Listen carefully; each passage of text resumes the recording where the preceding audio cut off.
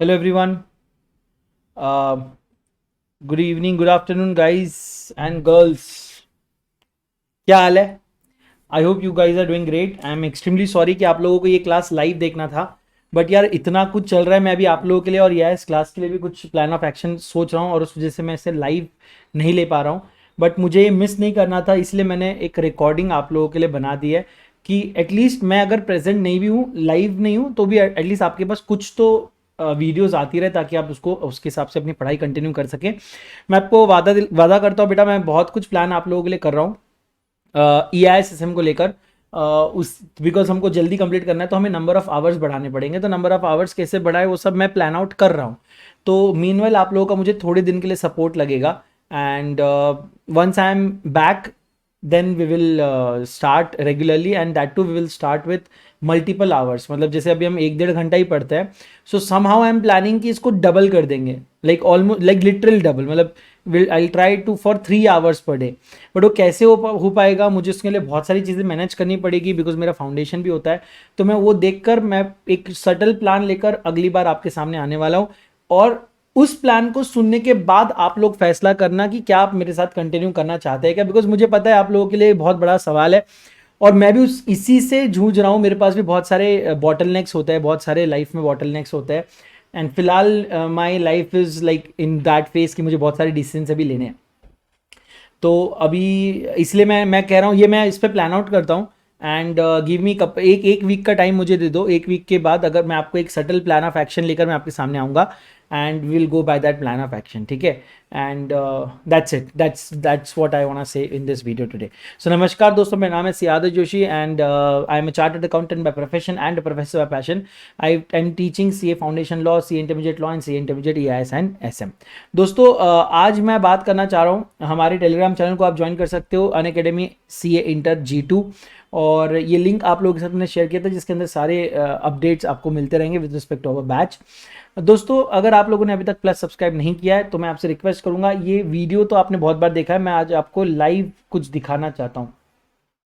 Because अभी जब when I am recording it, एक बहुत ही ज़बरदस्त चीज़ यहाँ पर आ रही है. वो क्या है, कहाँ गया बेटा,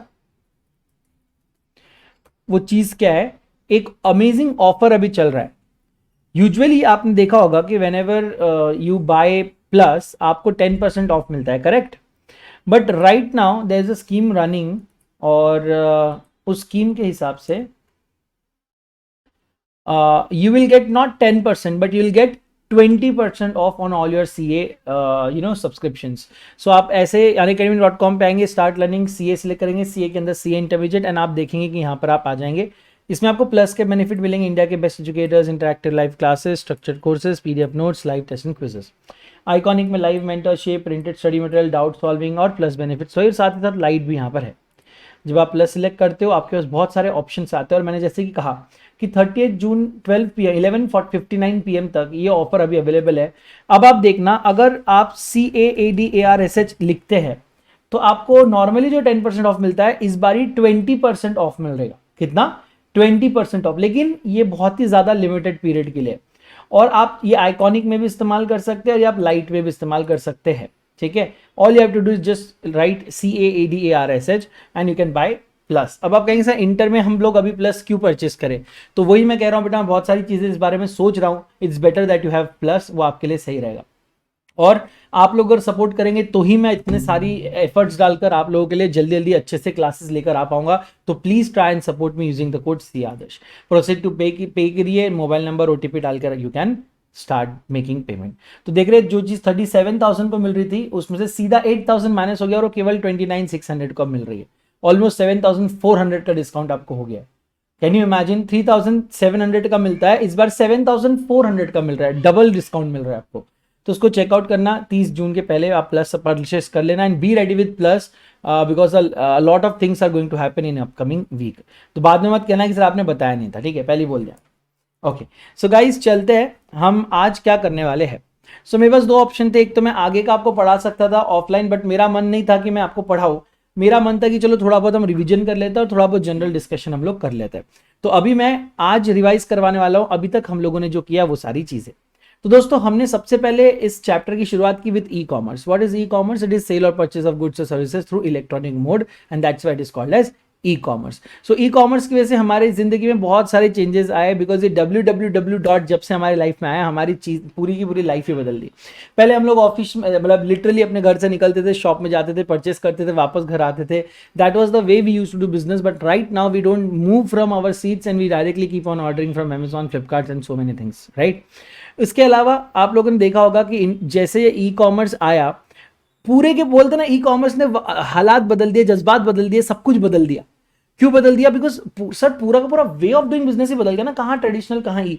तो टोटली कस्टमर बेस से तो लेके प्रोडक्ट कैटलॉग से लेके प्राइसिंग से लेके पेमेंट से लेके डिलीवरी तक everything has been changed and in such a way that it will never go the same way. Irreversible change लेकर आ चुका है ई कॉमर्स. सो कैसे पहले हम लोग चीज़ें करते थे और कैसे आज होती है, इसकी कुछ एक्टिविटीज़ यहाँ दी है. आप इसको देख सकते हो कि कैसे हमारी day to day activity, for example waking up.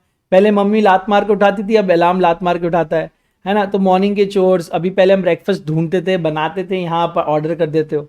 Office जाने वक्त गाड़ी लो निकालो, अब आप कैब बुक कर लेते हो. सो ऐसे मैं बोल रहा हूँ कि लाइफ में बहुत सारे चेंजेस हो चुके हैं with the advent of technology. And all these changes are good because बहुत सी चेंजेस हमें हेल्प करते हैं. बट बोलते हैं ना कि कुछ नए चेंजेस जब आते हैं उसके साथ नए रिस्क भी आते हैं, तो उन्हें भी हम लोग देखने वाले. सो ट्रेडिशनल मेथड में मल्टीपल मैन्युफैक्चरर्स होलसेलर्स को देते थे and then ultimately wholesalers retailers तक वो माल पहुंचाते हैं. अब क्या होता है, डायरेक्टली प्रोडक्ट जो बनाते हैं मैन्युफैक्चरर, वो सारे लोग होलसेलर्स के पास या एजेंट के पास माल देते हैं और वो रिटेलर के पास आ जाता है. ये मतलब दो ऑप्शंस थे कि जिससे आप एक अलग अलग मैन्युफैक्चरर और एक होलसेलर, या मतलब एक ही बड़ा मैन्युफैक्चरर रहता है वो मल्टीपल होलसेलर्स के पास भी देता है. ऐसे भी होता था कि कुछ मैन्युफैक्चरर्स बहुत ज़्यादा है और गुड्स बहुत कॉमन है, जैसे जेनरिक गुड्स होते हैं ना, फॉर एग्जांपल कैप्स. ये कैप्स बड़े जेनरिक होता है. So there are so many manufacturers जो एक सप्लायर के पास माल पहुंचाता है और वो रिटेलर तक पहुंचाता है, रिटेलर अल्टीमेटली कस्टमर तक पहुंचाता है. ये एजेंट्स की तरह होलसेलर्स बीच में बैठकर रेवेन्यू खाते थे, बिकॉज मैन्युफैक्चरर का डायरेक्ट रिटेलर से कनेक्शन नहीं था. अब हुआ क्या, with the advent of this like e technologies, अब ये बीच से एजेंट्स हट चुके हैं. अब directly manufacturers are connecting with retailers. तो लाइक वैल्यू एडेड सर्विसेज क्या होती थी, breaking the bulk, consulting supplies, holding inventory, ये सारी चीज़ें हम लोगों को मैनेज पहले करनी पड़ती थी, अब नहीं है. अब कस्टमर अपने घर पे बैठ के कार्ट में ऑर्डर करता है, अपने पेमेंट करता है, उसको ऑर्डर फॉर्म जनरेट होता है, वो कस्टमर को मिल जाता है और साथ साथ बैकएंड में चला जाता है. बैकएंड पर्सनल डिलीवरी स्टार्ट करा देते हैं और कस्टमर तक सामान पहुंच जाता है. इतना अब आसान हो चुका है. So let's understand what is the difference between traditional commerce and e-commerce. Traditional commerce में ऑफ कोर्स मैंने कहा कि यहाँ पर exchange of ideas and exchange of goods and services होता है मैनुअल या नॉन इलेक्ट्रिक फॉर्म में. यहाँ पे exchange of goods and services होता है इंटरनेट और इलेक्ट्रॉनिकल फॉर्म में. लोकेशन की बात करें तो यहाँ आपको एक फिजिकल लोकेशन की जरूरत होती थी, एक ब्रिक एंड मोटर वाला एक ऑफिस, एक सेटअप, एक शॉप या एक गोडाउन आपको बनाना पड़ता था. यहाँ पर अब आपको ये सब करने की जरूरत नहीं, आप वर्चुअल मार्केट प्लेस अपना बनाते हैं. साइज की बात करें तो ये लिमिटेड होते थे, बिकॉज क्या होता है ना कि कितने लोग आ रहे हैं, कौन सा प्रोडक्ट चल रहा है, कौन सा नहीं चल रहा है, आपको इनफ स्टॉक मेंटेन करना पड़ता था. और कुछ चीज़ें हम लोग कर पाते थे, कुछ नहीं. कभी कभी बहुत ज़्यादा लोग होने की वजह से कभी पार्किंग या गाड़ी रखने जगह नहीं मिलती थी. ये सारे बहुत सारे पंगे थे जो यहाँ पर यूजुअली होते. कभी भीड़ ज़्यादा है तो बिलिंग काउंटर पर बहुत देर रुकना पड़ रहा है. ये सारी चीज़ें अवॉइड हो जाती है जब आप ई ट्रांजैक्शन करते हो, बिकॉज वहाँ भीड़, ट्रैफिक, बिलिंग काउंटर, ये सारे कंसेप्ट नहीं, और आपको घर से बाहर भी नहीं निकलना. मार्केटिंग की बात करें तो यहाँ पर आपको फिजिकल अपना प्रेजेंस मेंटेन करना पड़ता है, तो वहीं यहाँ पर आप ऑनलाइन मेंटेनेंस अपना करते हो, फिजिकल नहीं ऑनलाइन. मतलब आप यहाँ पे इंस्टाग्राम, सोशल मीडिया और ऐसे अलग अलग मार्केटिंग्स आप करते हो. यहाँ ट्रांजैक्शन पूरी तरह मैनुअल होते थे, यहाँ पूरी तरह इलेक्ट्रॉनिक होता है. यहाँ शॉप 10 से 6 रहती थी, तो यहाँ 24/7/365 है, और आप रात में 2 बजे 3 बजे भी शॉपिंग कर सकते हो. और फिजिकली गुड्स इंस्पेक्ट करके आप यहाँ पे ले सकते थे. यहाँ पर अब आप फिजिकल गुड्स इंस्पेक्शन परचेस करने के बाद जब डिलीवरी होगा तभी आप कर पाएंगे. यहाँ पे कस्टमर से आप फेस टू फेस इंटरैक्ट करते हो, यहाँ पे स्क्रीन टू फेस इंटरैक्शन होता है. यहाँ पर आपका बिजनेस लिमिटेड एरिया में होता है, यहाँ पे पूरा वर्ल्ड आपके लिए ओपन हो जाता है. यहाँ पे कोई इन्फॉर्मेशन एक्सचेंज का यूनिफॉर्म स्टैंडर्ड नहीं होता. यहाँ पे यूनिफॉर्म स्टैंडर्ड है, जैसे आप अमेजॉन में जाएंगे हर प्रोडक्ट का एक तरीका है कि यहाँ पे इमेज रहेगा, यहाँ पे डिटेल रहेंगे, यहाँ पे रिव्यूज रहेंगे, लाइक दैट. सोर्सेस जो है, रिसोर्सेस का फोकस होता है सप्लाई साइड पे कि हम कितना सप्लाई कर सकते हैं, उतना ही हमारा मैक्स लिमिट रहेगा। लेकिन ई कॉमर्स में डिमांड साइड पे फोर्स है कि भाई कितना आपको चाहिए बोलो, बिकॉज हम अलग अलग सप्लायर से आपको डिलीवर कर सकते हैं। पेमेंट की बात करें, कैश, चेक, क्रेडिट कार्ड और एक बहुत बड़ा उधारी सिस्टम जो चलता था यहाँ ई कॉमर्स में, ऑफ कोर्स उधारी सिस्टम तो नहीं चलता, लेकिन आजकल पे लेटर वाले एक्सपेंस मतलब चीज़ें आ गई, जैसे सिंपल के बारे में मैंने आपको बताया, अमेजॉन पे लेटर के बारे में आपको बताया, तो they are also allowing that nowadays. But पहले अगर नॉर्मली बोला जाए तो काश यहाँ पर आपको cash on delivery, credit card, fund transfer, wallets, ये यूपीआई, ये सारी चीज़ें चलती है। यहाँ पे डिलीवरी इंस्टेंट होती है, तो यहाँ पे डिलीवरी के लिए टाइम लगता है, डिपेंडिंग अपॉन आप कहाँ हो, आपका लोकेशन का है, सेलर का डिलीवरी लोकेशन का है, उस पर डिपेंड करता है। सर फेस टू फेस में फ्रॉड होने के चांसेस कम भी रहते थे, बिकॉज वो शॉप वाला कहीं भाग नहीं सकता, बिकॉज उसका एक बहुत बड़ा शॉप है। ई ट्रांजैक्शन में फ्रॉड के चांसेस बहुत ज़्यादा है, बिकॉज ई ट्रांजैक्शन में किससे आप बिजनेस कर रहे हो आप उसको ट्रेस नहीं कर सकते इतने आसानी से। और यहाँ मैनुअल प्रोसेसिंग ऑफ डेटा हो रहा है, इसलिए यहाँ पे क्लरिकल एरर्स पॉसिबल है। यहाँ इलेक्ट्रॉनिक होता है तो यहाँ पे क्लरिकल एरर्स नहीं होंगे। सर जो मिडल मैन का कॉस्ट है वो यहाँ पर बहुत ज़्यादा है, ओवरहेड ज़्यादा है, इन्वेंट्री ज़्यादा रखनी पड़ती है, तो ओवरऑल एक cost of maintaining and running business is high. यहाँ पर cost of running business is low, because यहाँ पर मैन्युफैक्चरर से डायरेक्टली आप परचेस करते हो तो आपका मार्जिन भी बोलते हैं ना, मार्जिन कम होने की वजह से आपको ओवरऑल कॉस्ट भी आपका कम पड़ जाता है। और मैन्युफैक्चरर्स को भी किसी एक पर्सन को बेचने की जरूरत नहीं, वो डायरेक्टली कस्टमर्स तक या रिटेलर्स तक माल पहुंचा सकते हैं, तो कस्टमर्स को बेसिकली बेटर प्राइस मिलता है ई कॉमर्स में as compare to traditional commerce. E commerce transaction कैसे किया जाए ये मैंने आपको पढ़ा दिया था। Amazon.com पे जाइए, अपना मनपसंद प्रोडक्ट सर्च करिए, सिलेक्ट करिए, कार्ट में ऐड करिए, पे करिए एंड डिलीवरी आपके घर पे हो जाएगी। ठीक है, it's very simple, you can make payment from multiple platforms. Now comes an important topic, what are the benefits of e-commerce? So benefit, सबसे बड़ा बेनिफिट है कन्वीनियंस, बहुत ज़्यादा कन्वीनियंट है, टाइम सेविंग है, दे आर सेल्फ एक्सप्लेनेटरी, उसमें कोई ज़्यादा एक्सप्लेनेशन की जरूरत नहीं है। Various option for comparison, sir जब आप ऑनलाइन जाते हो ना तो आप देखते हो कि लोकल मार्केट में एक या दो सेलर्स ही अवेलेबल होते हैं, लेकिन अगर आप जाएंगे बाहर ऑनलाइन तो ऑनलाइन आपको जितने भी सेलर है, छोटे छोटे सेलर्स भी वहाँ पे आ जाते हैं जो शायद कंपिटिटिव गुड्स प्रोवाइड कर सकते हैं एट लो कॉस्ट। तो यहाँ पे बहुत सारे ऑप्शंस आपके पास अवेलेबल हो जाते हैं जब आप ई बिजनेस में आ जाते हो, और तो आपके पास प्रोडक्ट भी बहुत ज़्यादा हो जाते हैं, रेंज उसके बोलते हैं ना उसके वेरिएशंस बहुत ज़्यादा आपको मिल जाते हैं, variety of products, variety of sellers सब आपके पास अवेलेबल होता है, और रिव्यूज़ बड़े आसानी से मिल जाता है। लोकल शॉप में आप किसको पूछोगे, दुकानदार को पूछोगे, सेलर तो बुराई करेगा नहीं, सेलर तो बोलेगा प्रोडक्ट बहुत अच्छा है लेकर जाओ।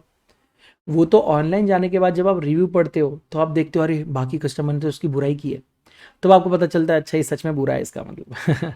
कूपन्स और डील्स है जो आप ऑनलाइन लगा सकते हो जो ऑफलाइन में नहीं मिल पाती, और एनी टाइम एक्सेस है यार, मतलब मुझे अगर रात में सडनली 2 बजे ऐसा लगता है कि I should have a blanket, तो मैं रात में 2 बजे ब्लैंकेट सर्व कर सकता हूँ, मैं देख सकता हूँ कौन सी ब्लैंकेट अच्छी है, मैं इनफैक्ट ऑर्डर भी प्लेस कर सकता हूँ, और मे बी नेक्स्ट डे और विद इन अ डे और सो ब्लैंकेट डिलीवर भी हो जाएगा। लेकिन अगर मैं ऑफलाइन मार्केट की बात सोचूं तो मुझे नेक्स्ट डे उठकर शॉप में जाकर टाइम निकाल कर देखकर फिर परचेस करना पड़ेगा। Benefit of business and sellers की अगर मैं बात करूं तो यस, बिजनेस के लिए सबसे बड़ा बेनिफिट है कस्टमर बेस उनका बढ़ जाता है, बिकॉज वो अब लोकल नहीं पूरे वर्ल्ड में ट्रेड कर सकते हैं। रिकरिंग पेमेंट भी ईजी है, बिकॉज आप लोगों को कुछ करने की जरूरत नहीं, कस्टमर्स को ऑटोमेटिक रिमाइंडर जाता है, कस्टमर ऑटोमेटिकली पेमेंट करता रहता है। इंस्टेंट ट्रांजैक्शन है, कस्टमर आपके यहाँ आता है 2 मिनट में प्रोडक्ट ब्राउज करता है, प्रोडक्ट परचेज करता है, आपको इमीडिएटली पेमेंट मिल जाता है। It's a very easy and fun way to go. Dynamic market रहेगा, बिकॉज वहाँ पे सेलर्स भी बहुत है, मार्केट में बायर्स भी बहुत है, तो आपको कंपिटिटिव रहना पड़ेगा, प्रोडक्ट का क्वालिटी इंप्रूव करना पड़ेगा, और आपको ओवरऑल अपना प्रेजेंस बनाए रखने के लिए ये सारी चीज़ें करनी पड़ेगी। कॉस्ट की बात करें तो भाई बहुत सारा रिडक्शन हो सकता है, जैसे cost to buyer, because of increase competition हम लोग अपने प्राइजेस कम रखते हैं, कंपिटिटिव रखते हैं। इलेक्ट्रॉनिक सप्लाई ऑफ गुड्स हो रहा है तो ऑनलाइन डेटाबेस अवेलेबल होता है as to who all people are selling what all, तो आप बिड करके ऑनलाइन रिव्यू देखकर फिर आप प्रोडक्ट परचेस कर सकते हैं, तो वहाँ पर भी एक अच्छे सप्लायर्स आपको मिल सकते हैं, तो सप्लाई का जो कॉस्ट है वो भी कम हो जाएगा, ओवरहेड कॉस्ट है वो भी कम हो जाएगा, आपको कोई फिजिकल ऑफिस मेंटेन नहीं करना है, आपको एडवर्टीजमेंट कॉस्ट भी रिड्यूस हो जाएगा as compare to traditional method. और इंप्रूवमेंट होगा, जैसे कि total time of completing business आपका फास्ट हो जाएगा, एरर्स बिल्कुल नहीं होगा बिकॉज सिस्टम इन्वॉल्व है, अब आपको उतनी इन्वेंट्री मेंटेन नहीं करनी, आप आर्टिफिशियल इंटेलिजेंस का यूज़ करके डिसाइड कर सकते हो कि कितना इन्वेंट्री कौन से लोकेशन पे रखना ज़रूरी है। और नया मार्केट क्रिएट हो रहा है बिकॉज अब आप अपने लोकल लिमिट से अटके नहीं हो, अब आप पूरे वर्ल्ड में सेल कर सकते हो और अलग अलग जगह पे आपके प्रोडक्ट के अलग अलग वेरिएशंस भी सेल हो सकते हैं। तो एक नया बिजनेस, एक नया मार्केट, एक नया प्रोडक्ट भी आपको इसमें से जनरेट करके मिल सकता है। और नए मार्केट में अब आप एंटर करना चाहते हो तो बड़ी आसानी से कर सकते हो बिकॉज अब आपको कोई लोकल पॉलिटिशियन या गुंडे से मिलने की जरूरत नहीं है, डायरेक्टली अपना बिजनेस ऑनलाइन ले जाइए और वहीं से बिजनेस करिए। Sir low barriers to entry, yes. अब नए नए एंट्रेंट्स होते हैं मार्केट में, उनको हमेशा पंगा होता है कि यार जो एग्जिस्टिंग एंट्रेंट्स होते हैं उनको एंटर करने नहीं देते, या बिकॉज उनके पास इतना सिनर्जी रहता है, इतना स्केल ऑफ ऑपरेशन रहता है कि जो नए बंदे हैं वो उतना कम्पीट नहीं कर पाते।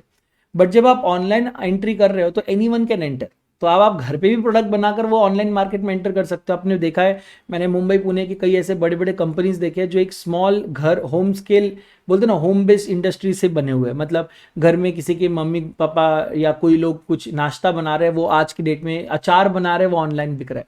आप देखना कभी जाकर आपको दिखेगा। सो बड़ी आसानी से इसमें एंट्री आपको मिल जाती है और बेटर क्वालिटी के गुड्स भी कस्टमर्स को मिलते हैं बिकॉज ऑफ कंपटीशन। अब टाइम डिलेज बहुत कम हो चुका है कि पहले जो टर्न अराउंड टाइम होता है ना वो बहुत कम हो चुका है, यानी कि अब सीमलेस प्रोसेसिंग ऑफ ट्रांजैक्शन होता है, कोई टाइम नहीं, कोई डिले नहीं, कोई आपको काउंटर पे जाकर रुकना नहीं है कि अटेंडेंट आएगा फिर बताएगा, या आपको या कहीं आपको बिलिंग के लिए रुकने की जरूरत नहीं है कि मेरे पहले के 6 कस्टमर्स का बिलिंग होगा फिर मेरा बिलिंग होगा, ये सब अब आपका नहीं होगा। सर गवर्नमेंट को सबसे बड़ा बेनिफिट है कि करप्शन से आप लड़ सकते हो बिकॉज ई ट्रांजैक्शन में पेमेंट हमेशा ऑनलाइन आएगा और आप बोलते ना कम इन्वॉइसेस प्रिंट करोगे, कम डॉक्यूमेंट्स प्रिंट करोगे, थैली नहीं दोगे बिकॉज सारा जो हो रहा है ऑनलाइन डिलीवर हो रहा है उसको इकोलॉजिकली भी डैमेजिंग मटेरियल का इस्तेमाल कम करके आप गवर्नमेंट की मदद कर सकते हैं। फिर डिसएडवांटेजेस क्या है? सर इंटरनेट कनेक्शन नहीं रहा तो आपका समझ लो शॉप बंद है। अब वो चाहे आपका इंटरनेट बंद हो या बायर का, दोनों केस में आपकी दुकान तो हो गई बंद। स्टार्टअप कॉस्ट हाई है बिकॉज आप क्या बनाना चाहते हो, अगर आप अपना खुद का ऐप बनाना चाह रहे हो then it will cost you a lot, है ना, जी, बिकॉज कनेक्शंस के लिए आपको डायरेक्ट लिंक लगता है ना, इंटरनेट कनेक्शन ऑन, इसके लिए आपको पैसा लगता है, हार्डवेयर और सॉफ्टवेयर का पैसा लगता है, सेटअप कॉस्ट लगता है, मेंटेनेंस का भी खर्चा आता है। तो ये स्टार्टअप कॉस्ट तो है भाई, ये बात तो है। फिर लीगल इश्यूज भी आ जाते हैं बहुत सारे, नए लॉ है, नया नया नया है तो ई ट्रेड में उसमें लीगल इश्यूज भी बहुत आ जाते हैं। और कुछ बिजनेस तो ऐसे है ना कि वो कभी ई कॉम में जा ही नहीं सकते। फॉर एग्जाम्पल अगर आपका बिजनेस है कॉफिन बनाने का, तो कॉफिन कोई बैठ के ऑनलाइन ऑर्डर नहीं करेगा ना। कॉफिन पता है ना आपको, जिसमें वो लाश को डाल के दफनाते हैं, तो उसको कॉफिन कहते हैं। अब ये कॉफिन तो कोई ऑनलाइन नहीं परचेस करेगा ना भाई, है ना, मतलब ये क्या बात हो गई, कॉफिन तो कोई ऑनलाइन परचेस नहीं करेगा। ओके, सो इस तरह से कई बिजनेसेस है जो कभी भी ऑनलाइन जा ही नहीं सकते, मतलब उनका पंगा ये है कि उनका मार्केट ही अवेलेबल नहीं है, बेसिकली वो बात है। तो ये हो जाता है। कल्चरल इंपेडिमेंट्स है ई बिजनेस में, बहुत सारे लोग ऐसे हैं कि यार कौन ऑनलाइन भरोसा करे, भरोसा का सबसे बड़ा प्रॉब्लम है। बहुत सारे ऐसे इश्यूज आप देखेंगे कि पॉपअप हो सकते हैं, ठीक है। फिर इसके बाद हम चलते हैं सिक्योरिटी कंसर्न। भाई सबसे बड़ी बात, आपके कस्टमर्स का डेटा, उनके कार्ड डिटेल्स या उनका एड्रेस, ये सारे, और आप हैकर से कैसे बचोगे, बिकॉज वो तो कभी भी बैठे हैं वहाँ पर, वो आपको भी तकलीफ पहुँचा सकते हैं और वो आपके कस्टमर्स को भी तकलीफ पहुँचा सकते हैं। ई मार्केटिंग एक ऑल टुगेदर नया आज के डेट में चल रहा है बिकॉज पूरा मार्केट ही ऑनलाइन चला गया है, तो अब मार्केटिंग भी ऑनलाइन चली गई है। तो अब जैसे पहले फ्लायर्स या ऑटो या पोस्टर्स लगते थे, अब पोस्ट जाती है सोशल मीडियाज पे, कमेंट्स जाते हैं, वीडियोस जाते हैं, ये सारी चीज़ होती है, अब मार्केटिंग हो रहा है। सबसे पहले पोर्टल की बात करते हैं। What is a portal? Portal एक काइंड ऑफ अ वेबसाइट है जो एंट्री देता है, गेटवे है, एक मेन एंट्री पॉइंट है जिससे इंटरनेट के रैंडम यूजर्स आपके स्पेसिफिक साइट पर पहुंच सकते हैं। That is called as portal. It's a way, it's an entry way in which with which the person will reach your shop. फिर पोर्टल्स के थ्रू वो आएगा आपके ई शॉप पर। ई शॉप क्या होता है? ई शॉप ये आपका इलेक्ट्रॉनिक शॉप है जहां पर प्रोडक्ट, आपके सारे प्रोडक्ट लिस्टेड है, उसके प्राइस, उसके स्पेसिफिकेशन लिस्टेड है, जो कोई भी बंदा परचेज कर सकता है वहां से प्रोडक्ट। ई मॉल्स क्या होता है बेटा? ई शॉप आपका अकेले का शॉप है। ई मॉल्स लाइक अमेजॉन, फ्लिपकार्ट, ये आपकी तरह कई और सेलर्स को एग्रीगेट करके उनके भी प्रोडक्ट्स बेचते हैं। फिर आते हैं जनरल स्टोर या जनरल मॉल। अब यहाँ देखो, what is the difference between e mall and general mall? E malls can be specific e malls as well. For example, हमारे यहाँ पे सिर्फ घरों के बारे में रेंट और बिक्री होती है। फॉर एग्जाम्पल मैजिक ब्रिक्स, ठीक है। कुछ लोग बोलेंगे हमारे यहाँ सिर्फ कॉन्टैक्ट डिटेल्स मिलते हैं, फॉर एग्जाम्पल जस्ट डायल, देख रहे हो, वहां सिर्फ कॉन्टैक्ट डिटेल्स मिलेंगे, एड्रेस मिलेगा। कुछ लोग बोलेंगे जोमेटो, हमारे यहाँ सिर्फ खाने की चीजें मिलती है। तो ये मल्टीपल जगहों से मिलेगी आपको, लेकिन सिर्फ खाने की चीजें। तो ये जो ई मॉल्स है स्पेसिफिक डोमेन में चलते हैं, लेकिन जो जनरल मॉल्स होते हैं वहां पर आपको सब चीजें मिलती है। फॉर एग्जाम्पल अगर आप अमेजोन की बात करें तो वहां घर में लगने वाले किराने से तो लेके आप मतलब I don't know, may be आप फर्नीचर तक सब कुछ परचेस कर सकते हो। कपड़े, जूते, furniture, food item, everything is available on such E malls. तो ये दो तरह के मॉल्स होते हैं, एक होता है जनरल मॉल और एक होता है स्पेशलाइज मॉल, जो मैंने आपको बताया 99 एकर्स वगैरह, मैजिक ब्रिक्स जो मैंने एग्जांपल दिए। सो ये दो तरह के मॉल्स होते हैं, ये दोनों आते हैं मॉल्स के अंदर। फिर है ई ऑक्शंस। ई ऑक्शंस क्या है ना कि बेसिकली पहले के ज़माने में ऑक्शंस फिजिकली होते थे, जहाँ पर गुड्स थे, वहाँ पर आप गुड्स देखो, एक जगह जमा हो, फिर ऑक्शनर जमा होगा, सेलर जमा होगा, बिडिंग चालू होगी, वो सब होगा। Now you don't have to go anywhere, आप अपने घर में बैठकर ई ऑक्शंस में पार्टिसिपेट कर सकते हैं और अपनी बोली लगा सकते हैं, और अगर आप सिलेक्ट हो जाते हो तो आपको you get an option to purchase the goods as well. Buyer aggregators, जैसे फॉर एग्जांपल अब जोमेटो भी देख लूँ तो मैं, Zomato is a buyer aggregator, जहां पर आप बायर्स को इकट्ठा करके बल्क में चीज़ें परचेस करवा रहे हो। फॉर एग्जांपल अब देखो, अगर कोई प्रोडक्ट बाहर महंगा मिलता है, जोमेटो पे सस्ता मिल सकता है, बिकॉज उनको जोमेटो पे सेल ज़्यादा मिलता है, क्योंकि उनके पास ज़्यादा नंबर ऑफ कस्टमर्स हम लोग हैं, हमारे वजह से वो लोग सेलर से इंटरेक्ट करके अपना कॉस्ट कम करवा सकते हैं। So that is buyer aggregator. जैसे ओला, उबर भी बायर एग्रीगेटर है, जहां पर बहुत सारे सर्विस प्रोवाइडर्स रजिस्टर्ड है, लेकिन कस्टमर्स किसके पास है, तो कस्टमर ओला और उबर के पास है। तो ये लोग क्या करते हैं, कस्टमर्स को सेलर से मिलाते हैं। For example Arpan company for that matter. Virtual community, virtual community for example Facebook, Twitter, LinkedIn, these are community जो एक पर्टिकुलर इंटरेस्ट से बनती है, और उसमें शेयरिंग ऑफ इंफॉर्मेशन, आइडियाज़ और प्रोडक्ट्स, रिव्यूज़, ये सारी चीज़ें इसमें होती है। देन ई डिस्ट्रीब्यूशन के लिए जैसे सॉफ्टवेयर एज ए सर्विस दी जाती है, जैसे Wipro gives SaaS, that is software as a service. So e distribution क्या करता है ना, कंपनीज मल्टीपल लोगों को अपने प्रोडक्ट और सर्विसेज डायरेक्टली इंडिविजुअल बिजनेस को सप्लाई कर सकती है using the E distribution model. Companies को आपके पास आकर अप्रोच करने की जरूरत नहीं है, आप डायरेक्टली कंपनी की वेबसाइट पर जाकर इन सॉफ्टवेयर और सर्विसेज का इस्तेमाल कर सकते हैं। E procurement, e procurement is a way with which sellers जो होता है, यूजुअली बिजनेसमैन होता है, वो ऑनलाइन बैठे बैठे बहुत सारी चीजें प्रोक्योर कर सकते हैं जो उनके बिजनेस में लगता है। फॉर एग्जांपल हो सकता है रॉ मटेरियल हो, कुछ भी हो सकता है, common raw material, for example would is a very common raw material, जो बहुत सारे अलग अलग टाइप ऑफ वेंडर्स को लगता है। तो ये अलग अलग टाइप ऑफ वेंडर्स एक कॉन्ग्लोमरेट बनाकर ई प्रोक्योर कर सकते हैं गुड्स टुगेदर। सो यहाँ पर एक ई प्रोक्योरमेंट के इंटरमीडियरीज होते हैं, जैसे eprocure.gov.in, इसका वेबसाइट मैंने आपको बताया था, जहाँ पर आप लोग टेंडर्स वगैरह होते हैं, वहाँ पे आप टेंडर्स अपने खुद के भी डाल सकते हो, और किसी टेंडर पे आप सबमिट अपने बिड भी ऑनलाइन सबमिट कर सकते हो। If you want to sell, if you want to buy, create a tender, if you want to sell, just answer to someone's tender. फिर आता है basic models, B2C। B2C model is business to customer, जहां पे businessman customer को बेच रहा है, for example e shop, e mall, e auction, buyer aggregator etcetera. तो यहाँ पे अमेजॉन, बायजूस, अनअकैडमी, सिस्को, ये सारे आ जाएंगे। फिर होता है B2B, यानी कि बिजनेस टू बिजनेस। यहाँ पर आप कस्टमर नहीं हो, none of you are customer, एक बिजनेस सेलर है, बिजनेस परचेजर है। फॉर एग्जांपल अब मेरा एक फर्म है और मैं शिप रॉकेट से एक सर्विस लेता हूँ कि मैं मेरे क्लाइंट्स को जो भी प्रोडक्ट पहुंचाता हूँ शिप रॉकेट के थ्रू पहुंचाता हूँ, that is a business to business service. Then customer to consumer भी होता है। फॉर एग्जांपल आपने सुना होगा OLX के बारे में, क्विकर के बारे में, जहाँ कस्टमर्स ही अपने गुड्स दूसरे कस्टमर्स को बेचते हैं। फिर कस्टमर टू बिजनेस भी होता है, कभी कभी उल्टा भी होता है, सर ये सेल्स रिटर्न के वक्त भी होता है, पैसा बाजार के वक्त होता है, इनफैक्ट जहां पर कस्टमर बिजनेस को कुछ बेच रहा है। ठीक है, तो अब आप वेरियस बैंक से ऐसे जो ये सारी चीज़ें अप्लाई करते हैं, फॉर एग्जांपल बहुत सारी जगहों पे आप इन्वेस्ट कर सकते हो, जैसे ET मनी एक ऐप है जहां पर आप अपना पैसा इन्वेस्ट कर सकते हो। तो you are giving money to business and they are investing it on your behalf, so that is like कि customer to business. Then consumer to government is also a possibility, for example incometax.gov.in, GST.gov.in, ये सारे websites है, या MCA.gov.in, जहां पर आप जाके government से डायरेक्टली इंटरैक्ट कर सकते हो, फिलिंग ऑफ फॉर्म्स कर सकते हो। Then government to consumer also there are a lot of websites, जहाँ पर जैसे ई सेवा केंद्र होता है, ई सेवा वेबसाइट्स होती है, या फॉर एग्जाम्पल पुणे में हमारे कॉर्पोरेशन टैक्स का एक अलग वेबसाइट है, हम वहाँ जाकर आराम से कॉर्पोरेशन टैक्स पे कर सकते हैं without any problem. Then business to government, again same websites जो होती है जैसे DIPP, department of industrial policy and planning, और ऐसे अलग अलग डिपार्टमेंट्स है, मिनिस्ट्री ऑफ कॉर्पोरेट अफेयर्स है, ministry of law and justice है, अलग अलग ट्रेड्स के, प्रोफेशंस के अलग अलग मिनिस्ट्री और गवर्नमेंट के ऑर्गेनाइजेशंस होते हैं वहाँ, जहाँ बिजनेस और गवर्नमेंट का डायरेक्ट इंटरेक्शन होता है विद वन अनदर। फिर ई कॉमर्स के कंपोनेंट्स क्या क्या होता है, हमने देखा था यूजर, द सबसे बड़ा कंपोनेंट अगर कुछ है तो वो यूजर है। We are the ones who are using the system and because of us the e commerce has developed. So users are the person who are ultimate, बोलते हैं ना, ultimate people who are going to experience the e commerce business, who are going to take part and who are going to actually pay money for that. तो users are extremely important. फिर आते हैं sir e commerce vendors, these are sellers, buyer without a seller is nothing, right? So e commerce vendors are people who are willing to sell their products online. E commerce vendors को चीज़ों का ख्याल रखना पड़ेगा, जैसे supplier कौन रहेगा, supply chain management कैसे हो रहा है, आप इन हाउस कर रहे हो, आउट हाउस कर रहे हो, वो सब चीज़ें आपको देखनी है।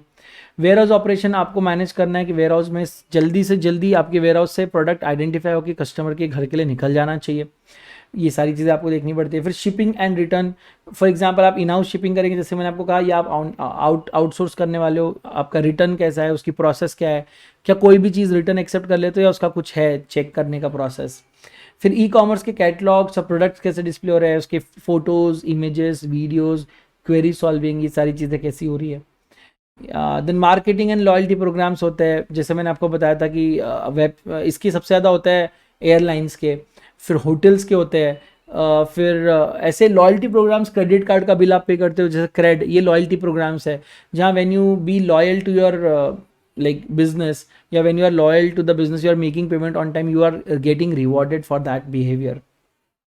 Then showrooms and offline purchases भी, अभी कुछ वेंडर्स है जो, जिनको लगता है कि अब यार ऐसा, जैसे रोडस्टर का मैंने एग्जांपल दिया था, जिनको लगता है कि यार फिजिकल प्रेजेंस होना ज़रूरी है तो प्रोडक्ट जल्दी बिकेंगे, because customers will be able to see and feel the product. एक बार आप प्रोडक्ट देख लो, फिर आप बैठ के ऑनलाइन कितना भी ऑर्डर कर सकते। फॉर एग्जाम्पल लेंसकार्ट सबसे बड़ा एग्जाम्पल है। Lenskart started their physical after they started their online. They started online first and gradually they moved on to physical. Unacademy online start किया, लेकिन अब आप देख रहे हो अनअकैडमी भी फिजिकल लोकेशंस पे अपने ऑफिसेस डाल रही है। सो शोरूम्स एंड ऑफलाइन परचेसेस का भी ऑप्शन बहुत सारे वेंडर्स देते हैं। फिर डिफरेंट ऑर्डरिंग मेथड्स होती है, गारंटीज वारंटीज के बारे में पॉलिसीज आपकी होनी चाहिए, प्रिवेसी का पॉलिसी होना चाहिए कि आप कौन से कस्टमर की इन्फॉर्मेशन कितना यूज़ कर रहे हो, किसको बेच रहे हो, क्या सिक्योरिटी का फीचर्स आपका क्या है, आपके पास SSL सर्टिफिकेट है या नहीं है, कस्टमर की क्रेडिट कार्ड या डेबिट कार्ड या बैंकिंग इन्फॉर्मेशन आपके पास सेफ है, सिक्योर्ड है या नहीं है, ये सारी चीज़ें आपको इंश्योर करनी पड़ेगी। Technology infrastructure is extremely important because without technology there can not be an e commerce and there is literally no e commerce without e in it. तो ई कॉमर्स में ई डालने वाला पार्ट है technology infrastructure. अभी technology infrastructure should be scalable, यानी कि जब ज़्यादा चाहिए तो ज़्यादा, जब कम चाहिए तो कम, ईजी टू यूज़ होना चाहिए, कन्वीनियंट होना चाहिए कस्टमर्स के लिए, आपका वेबसाइट ईजी होना चाहिए, रिस्पॉन्सिव डिज़ाइन होना चाहिए, जहाँ क्लिक होते से ही हमें जो चाहिए वो रिस्पॉन्स आए। तो इसके अंदर ना टेक्नोलॉजी के अंदर बहुत सारे कंपोनेंट्स आते हैं, जैसे कंप्यूटर सर्वर्स डेटाबेस। ये कंप्यूटर सर्वर्स डेटाबेस ये बैकबोन है, यहीं से तो हम लोग ट्रांजैक्शंस करते हैं, है ना, यहीं पे आपके डेटा स्टोर रहता है, यहीं पे आपका पूरा का पूरा ऑपरेशंस होता है ना। सो आपका सबसे ज़्यादा पैसा और टाइम ये कंप्यूटर सर्वर्स और डेटाबेस खरीदने में जाएगा, और आजकल आप लोग इसको क्लाउड भी इसकी जगह यूज़ कर सकते हो, जहाँ पर आप सस्ते में ये सारी चीज़ें अफोर्ड कर सकते हो। फिर मोबाइल ऐप्स कुछ लोग बना लेते हैं, बट ऑफकोर्स मोबाइल ऐप बनाना is not a joke, it is extremely costly affair and some companies में even go for mobile website then for mobile app. और बिकॉज क्या है ना, अलग अलग OS के अलग अलग ऐप्स बनते हैं और हर एक ऐप बनाने के लिए उतना ही कॉस्ट लगता है। So it is damn expensive to make an app, so वो depend upon the seller whether he is willing to invest that much money. जो भी ऑर्गेनाइजेशन के आप देखेंगे, ये जो इनके, जैसे आप मोबाइल ऐप की बात करें तो उसमें ना कुछ फ्रंट्स होते हैं। For example mobile store front module, अलग अलग मॉड्यूल्स होता है। स्टोर फ्रंट मॉड्यूल मतलब जो कस्टमर जिससे इंटरेक्ट करने वाला है, जहाँ पर आपके प्रोडक्ट दिखते हैं, जहाँ पर उसकी कॉस्ट लिखी है, जहाँ उसकी डिटेल्स, डिस्क्रिप्शन, इमेजेस, वीडियोस है, वो है स्टोर फ्रंट मॉड्यूल है। लेकिन उसको काम करने के लिए टिकटिंग मॉड्यूल लगता है। अभी टिकटिंग मॉड्यूल प्रमोशनल साइट दिखाता है, ये बताता है कि कैसे हम लोग वाउचर डिस्ट्रीब्यूट करते हैं, कूपन डिस्ट्रीब्यूट करते हैं, टिकट, ताकि कस्टमर वापस आए, डिस्काउंट में परचेस कर ले। फिर एक मोबाइल एडवर्टीजिंग या मार्केटिंग होती है, यहाँ पर अलग अलग लेवल डायरेक्ट मार्केटिंग कैंपेन्स कभी कभी हो जाते हैं, है ना। कभी आप टारगेट करते हो पर्टिकुलर ग्रुप ऑफ पीपल को, जिनमें आप एक्सेसिव एडवर्टीजमेंट करके आप you want to convert them into leads and ultimately to your customers.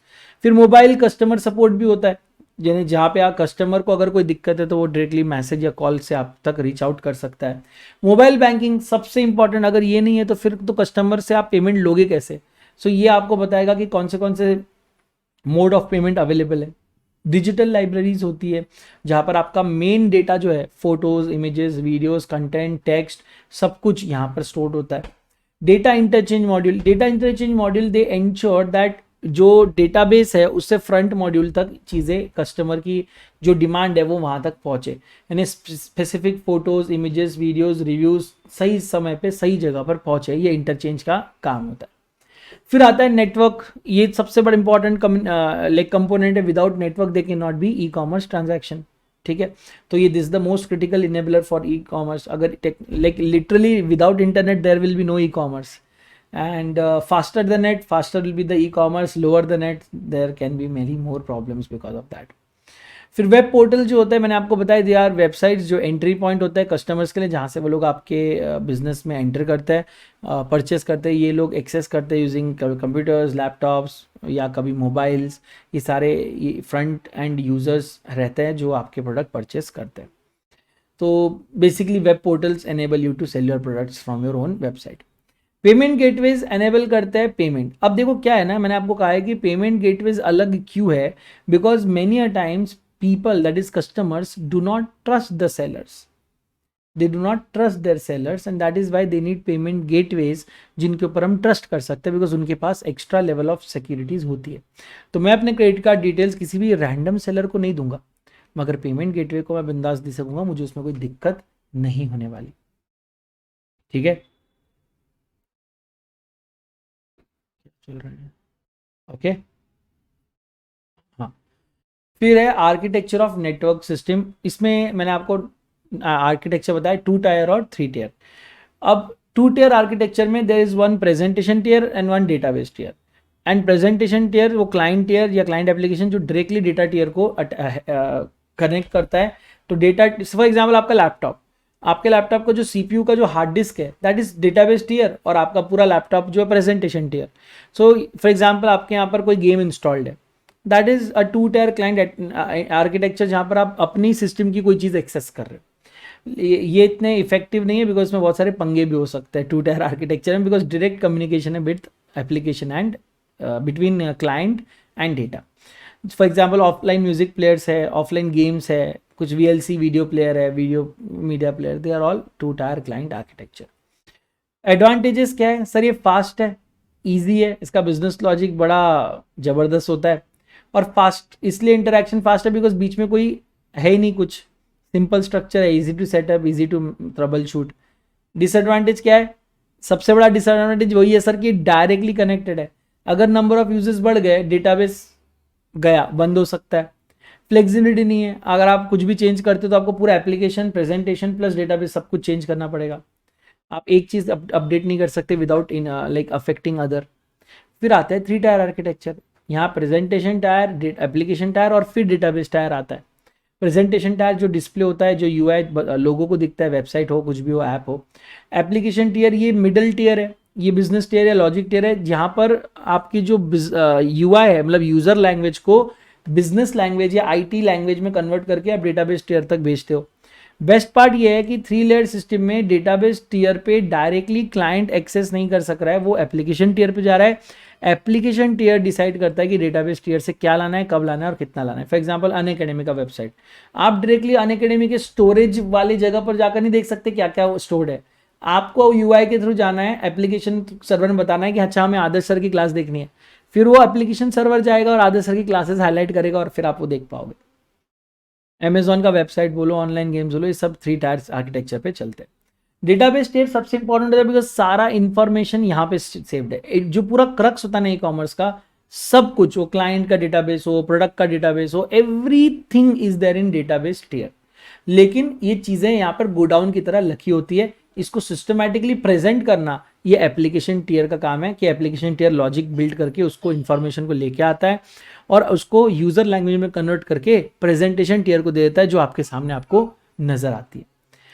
तो 3 टायर सिस्टम का सबसे बड़ा फायदा यह है कि sir user interface application interface and database interface, ये तीनों अलग अलग है। तीनों मतलब इंटरफेस तो सिर्फ यूज़र में होता है, एप्लीकेशन को यूज़र, अपने को यूज़र इंटरफेस की ज़रूरत नहीं हो तो अपना बिजनेस लैंग्वेज में, लाइक आईटी लैंग्वेज में होगा, और डेटाबेस का अपना खुद का डीबीएमएस लैंग्वेज रहेगा। सो बेसिकली यहाँ 3 सेपरेशंस है। तो अब आप एडवांटेज बोले तो अब आप किसी को भी इंडिविजुअली डेवलप कर सकते हो, इंडिविजुअली अपडेट कर सकते हो, आप इंडिविजुअली उसको अमेंड कर सकते हो, चेंज कर सकते हो, टेस्ट कर सकते हो, आपको कोई दिक्कत नहीं आएगी। Dynamic load balancing application based जो होता है, एप्लीकेशन जो टीयर है वो डिसाइड करता है कि कितना लोड हम ले सकते हैं, कि हमको बढ़ाना है, अपनी कैपेसिटी कम करना है, वो डिसाइड कर सकता है।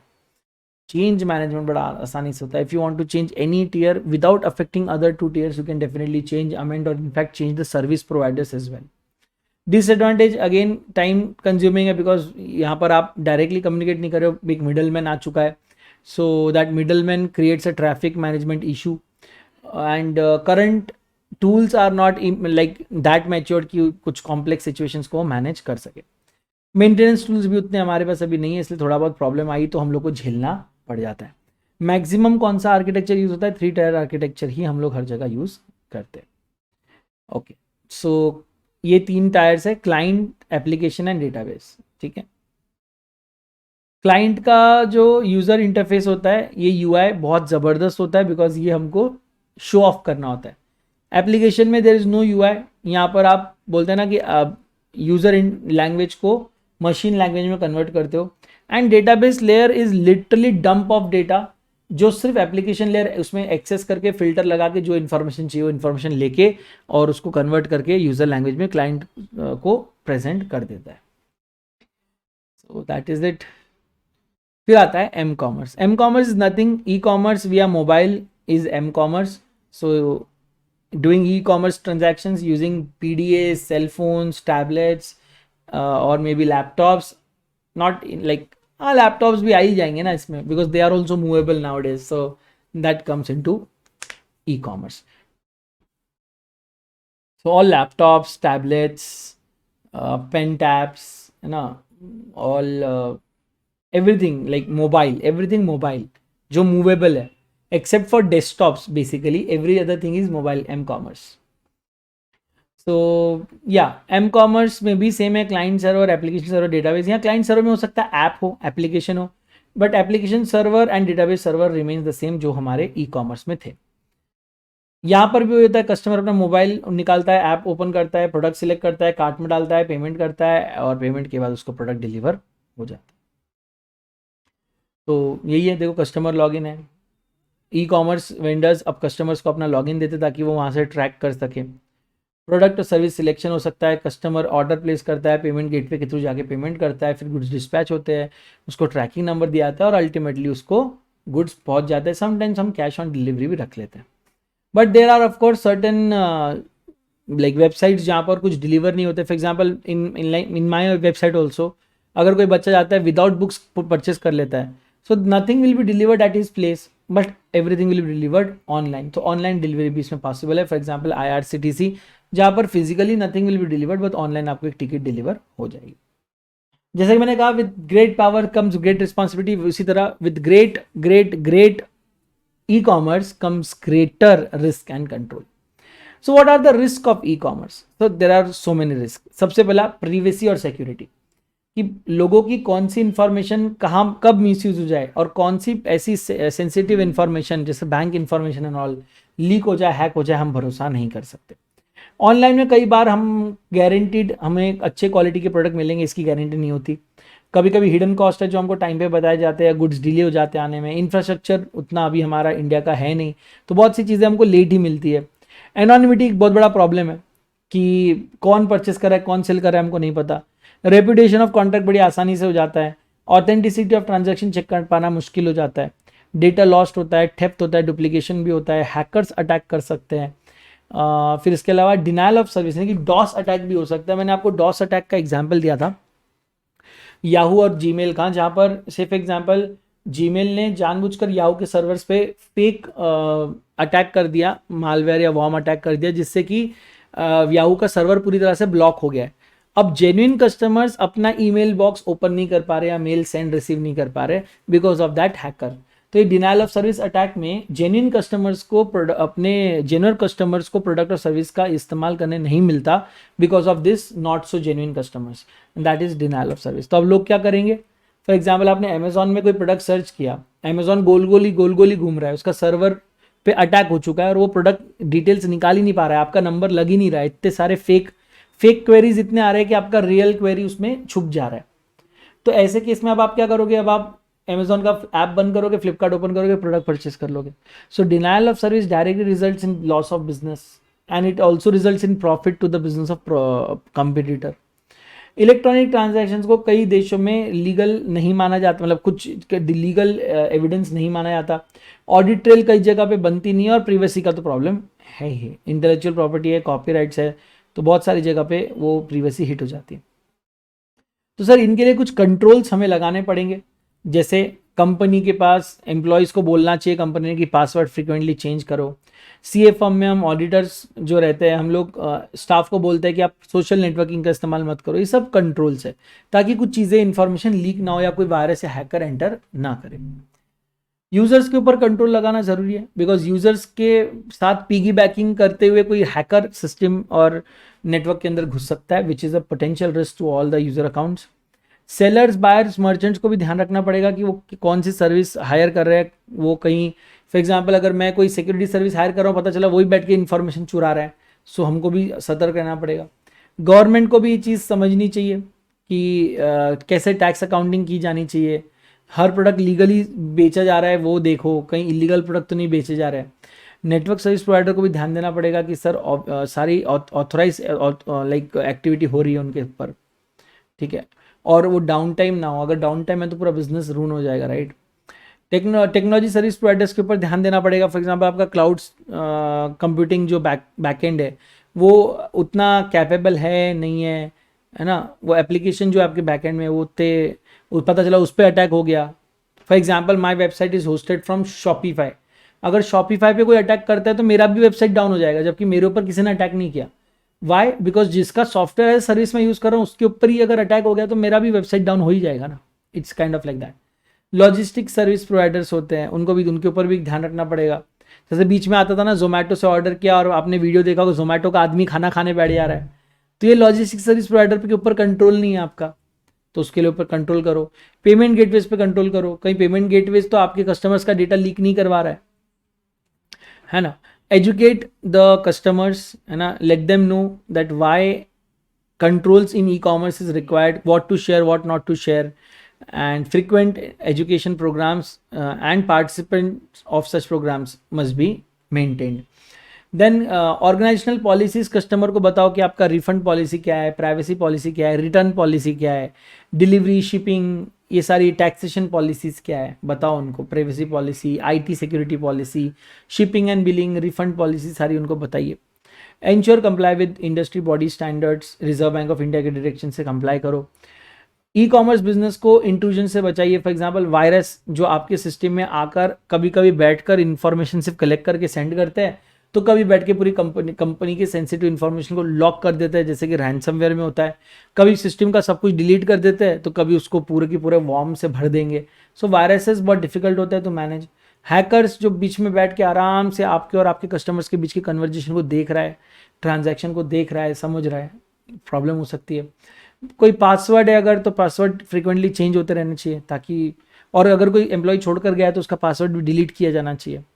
रेगुलर सॉफ्टवेयर अपडेट करो, because with every software update their comes a security update is well, तो उसके ऊपर भी ध्यान देना चाहिए। अगर कोई सेंसिटिव डेटा या कॉन्फिडेंशियल इन्फॉर्मेशन, फॉर एग्जांपल आप डॉक्टर्स हो, क्लाइंट का कुछ कॉन्फिडेंशियल इन्फॉर्मेशन आपके पास है, डेटा है, या आप टीचर हो, मेरे स्टूडेंट का डेटा है, ये सेंसिटिव डेटा के ऊपर एक्स्ट्रा प्रोटेक्शन होना चाहिए, है ना। ये हैदराबाद का केस स्टडी याद है, कैसे ओरिजिनल फ़ोन खरीद के उसके अंदर के पार्ट बेच के डुप्लीकेट फ़ोन वापस किए गए और लाखों करोड़ों का नुकसान हो गया। या फेक और इन्फीरियर प्रोडक्ट ऑनलाइन बेचे खरीदे जा रहे थे, उसमें भी बहुत डायरेक्ट और इनडायरेक्ट दोनों फाइनेंशियल इंपैक्ट उसमें हो जाते हैं। ऐसे 315 identifying and assessing the risk of material misstatement to understanding the entity and its environment कहता है दैट सिस्टम और प्रोग्राम के ऊपर ज़्यादा रिलाय मत करो, बिकॉज कई बार वो लोग इनएक्यूरेटली डेटा प्रोसेस कर सकते हैं, because ultimately they are a code. कभी कभी इनएक्यूरेट प्रोसेसिंग ऑफ डेटा होता है, तो कभी कभी processing of correct processing of inaccurate data हो जाता है। दोनों केस में the result is that you are processing wrong information.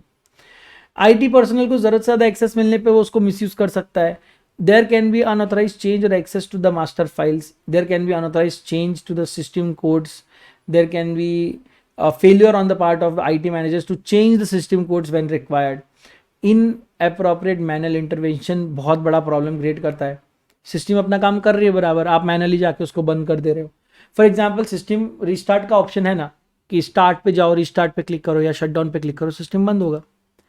आप शटडाउन पे क्लिक करते हो और वो 2 सेकेंड लगा रहा है कि we are closing the app, तो आपने वो सेंटर का बटन दबा के रख दिया और बहुत देर दबा के रखने कट से वो सिस्टम बंद हो गया, या आपने मेन स्विच ऑफ कर दिया पीसी का। तो यहाँ पर आप मैनुअल इंटरवेंशन कर रहे हो, उसको आप अपना काम करने नहीं दे रहे हो, बट यहाँ पे डेटा लॉस और इंटीग्रिटी लॉस हो सकता है। हैकर्स जब भी आते हैं वो पेरीमीटर नेटवर्क से, इंटरनल नेटवर्क से, ऑपरेटिंग सिस्टम से, एप्लीकेशन से डेटा में एंटर करते हैं। That is the process that they follow to enter to the data. तो हर एक जगह पर कंट्रोल होना चाहिए। जैसे नेटवर्क डायग्राम है, तो नेटवर्क डायग्राम सभी के लिए अवेलेबल नहीं रहना चाहिए कि आपके पास कितने सिस्टम है, कितने सर्वर है, कितने डेटाबेस है, कितने हब्स है, कितने राउटर्स है, क्या हैकेबल है क्या नहीं, ये सारी डिटेल्स बाहर नहीं जानी चाहिए। कभी कभी ऑर्गेनाइजेशन को ही नहीं पता रहता कि कितने डिजिटल असेट्स उनके नेटवर्क में रजिस्टर्ड है, ऑथराइज है, यूज़ हो रहे हैं। कभी कभी अपने कस्टमर्स या अपने एम्प्लॉयज़ अपना खुद का पर्सनल डेटा भी कनेक्ट कर लेते हैं, पर्सनल असिस्टेंट भी कनेक्ट कर लेते हैं अपना लैपटॉप। तो फिर उसके अंदर अगर कोई वायरस है और वो अगर सिस्टम में घुस गया, एक बार लैन में घुस गया, और वो हर सिस्टम में वायरस फैल जाएगा। होता था ना पहले सीए ऑफिस में, होता था कि मैं अपना पर्सनल लैपटॉप ले जा रहा हूँ, मेरे पर्सनल लैपटॉप में वायरस है जो मेन सर्वर में घुस गया, मेन सर्वर से वो सारे पीसीज में घुस गया और पूरा सर्वर डाउन हो गया। तो लिस्ट ऑफ डिजिटल एसेट रखो, पॉलिसी बनाओ इंटीग्रिटी ऑफ नेटवर्क और डेटा के रिलेटेड। कोई भी इंसिडेंट्स हो रहा है साइबर सिक्योरिटी ब्रीच का, उसको इन्फॉर्म करो, उसके ऊपर एक्शन लो कि हम ऐसा क्या कर रहे हैं कि ये दोबारा ना हो। फिर सीआईओ, कंपनी का chief information officer, he should do regular review and audit about his digital assets, IT environment and safety and security. फिर आईटी मैनेजर, जिसको हमने सेफ्टी सिक्योरिटी की जिम्मेदारी दी है, देखो वो एडिक्वेटली ट्रेंड और स्किल्ड है कि नहीं, है ना। कहीं लंगड़ा ये तो नहीं लगा लंगड़ा घोड़ा के ऊपर तो बैठ के नहीं रेस लड़ रहे आप। आईटी सिक्योरिटी पॉलिसी होनी चाहिए और पासवर्ड सिक्योरिटी पॉलिसी होनी चाहिए, सारी पॉलिसीज रखो ताकि हम लोग सेफ रहें। एंड हर एक को हर एक चीज़ का पूरा एक्सेस नहीं होना चाहिए, सबको उतनी चीज़ों का एक्सेस होना चाहिए जितना उसको काम है। Adequate approval exist before access is granted to an IT resource, timely employ awareness programme डालो, फायरवॉल्स का इस्तेमाल करो, बेसलाइन सिक्योरिटी कॉन्फ़िगरेशन सेट करो, सारे रिमोट एक्सेस लॉगिन के ऊपर 2 फैक्टर ऑथेंटिकेशन लगाओ ताकि सिर्फ पासवर्ड से नहीं चले, OTP आए, फिंगर प्रिंट हो, रेटिना स्कैन हो, अलग अलग चीज़ें आप लगा सकते हो। वल्नरेबिलिटी स्कैन करवाओ, पेनिट्रेशन टेस्टिंग कराओ और उसके इफेक्ट के देखते हुए अपने सिस्टम को और स्ट्रॉन्ग करते रहो, रेगुलर बैकअप लेते रहो, and this all things will ensure कि आपको कोई मेजर नुकसान ना हो। Then what are the guidelines on laws and regulations for e commerce sectors. Sir e commerce को बहुत सारे गाइडलाइंस एंड रेगुलेशन लगते हैं। फॉर एग्जांपल बिलिंग कैसा होना चाहिए, उस पर जीएसटी नंबर होना चाहिए, प्रोडक्ट के गारंटी वारंटी डॉक्यूमेंट पे कितना लिखना है, शिपिंग कैसे हो वो उसके बारे में डॉक्यूमेंट्स बताओ, कब होगा, कैसे होगा, कौन करेगा। डिलीवरी के बारे में बताओ कि आपका क्या है, इन हाउस डिलीवरी है या आपने कोई सर्विस ले रखी है, डिलीवरी कब होने वाली है, कितने बजे होने वाली है, कौन करने वाला है, कब करने, ये सब चीज़ें आपकी होनी चाहिए। क्या रिटर्नेबल है, क्या रिटर्नेबल नहीं है, कितने दिन में रिटर्न हो सकता है, किस हालत में रिटर्न हो सकता है, क्या हुआ तो रिटर्न नहीं लेंगे, कोविड में क्या रिटर्न आएगा, क्या रिटर्न नहीं आएगा, वो सारी चीज़ों की एक पॉलिसी गाइडलाइंस होनी चाहिए। देन पेमेंट के बारे में बताओ, कौन सा मोड ऑफ पेमेंट आप एक्सेप्ट करते हो, कौन से प्रोडक्ट के लिए क्या। फॉर एग्जांपल टीवी के लिए मैं कैश ऑन डिलीवरी नहीं लूँगा, पहले पे करो तो ही मैं टीवी डिलीवर करूँगा, बिकॉज उसको डिलीवर करने में मुझे एक्सपेंस होता है। जोमेटो वाला नहीं बोलता आपको कि आप कैश ऑन डिलीवरी कर दो, आपने नहीं करा एक्सेप्ट तो खाना बनाओ, आप क्या करेंगे उसका। All e-commerce transactions need to be aware about all the laws that are applicable. For example, IT Act, Income Tax Act applicable as to transactions that are happening. Companies Act applicable because maximum sellers are companies. Foreign Trade Act यानी कि Development and Regulation Act because बहुत सारे हमारे trade out of India भी हो रहे हैं. Factories Act है because ultimately people are working in your company even if you are e-commerce but there are still product manufacture तो करना पड़ रहा है, logistic तो करना पड़ रहा है. कस्टम्स एक्ट है अगर आप फॉरेन में कुछ बेच रहे हो या फॉरेन से कुछ इंपोर्ट कर रहे हो। जीएसटी एक्ट अप्लाई होता है on all the sale made within India. And Indian contract act तो लगना ही, ऑफकोर्स ई कॉम ट्रांजेक्शन है सारे। कंपटीशन एक्ट लगता है सो दैट आप एक दूसरे को ओवरराइड करके ना जाए। फॉरेन एक्सचेंज मैनेजमेंट एक्ट है जो बताता है कि कितना आप एक्सपोर्ट कर सकते हो, कितना इंपोर्ट कर सकते हो, कितना एफडीआई अलाउड है, कितना नहीं, है ना। अलग अलग वेंडर्स को अलग अलग यहाँ पर अलाउड है। कंज्यूमर प्रोटेक्शन एक्ट है, बिकॉज ई कॉमर्स के भी consumers ultimately they are consumers, तो उनका भी प्रोटेक्शन के बारे में आपको सोचना पड़ेगा। These are all the acts and rules and regulation that is available for e-commerce transactions। ठीक है। आईटी एक्ट और रिजर्व बैंक ऑफ इंडिया, ये दो एक्ट स्पेसिफिकली आपको मैंने बताए थे। जैसे आईटी एक्ट का मैंने आपको बताया था कि what is this act, this is an act which legally recognizes the transactions which are carried out by the means of electronic data interchange, that is EDI और electronic commerce, और उन transactions को legal recognition देता है, digital signature को legal recognition देता है, और ये सारे transactions के related rules regulations IT Act के अंदर लिखे हैं।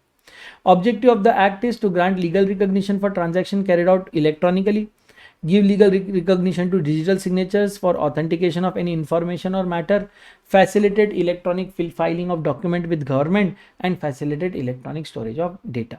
Along with that, it provides legal sanctions for fund transfer electronically between two financial institutions.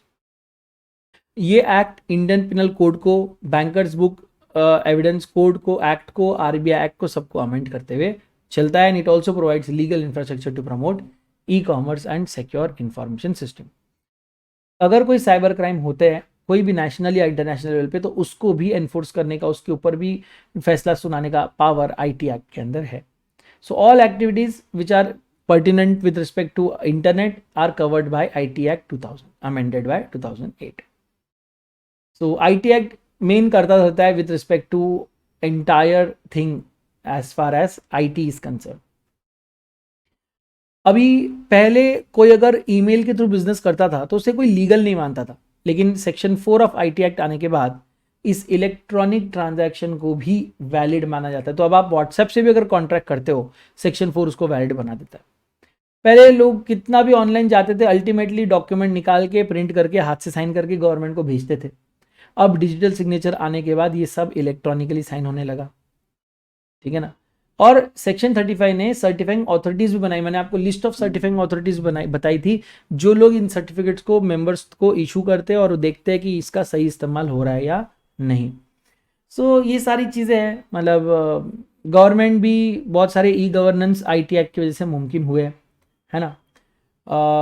जैसे बहुत सारे लाइसेंस थे जो पहले ऑफलाइन जाकर लेने पड़ते थे, बहुत सारे फॉर्म्स थे, रिटर्न्स थे जो हमको ऑफलाइन जाकर भर के देने पड़ते थे, अब वो सब ऑनलाइन हो जाता है। बस फीस पे करो, वेबसाइट पे जाओ, अप्रोप्रिएट फॉर्म उठाओ, फिल करो और भर दो, ठीक है।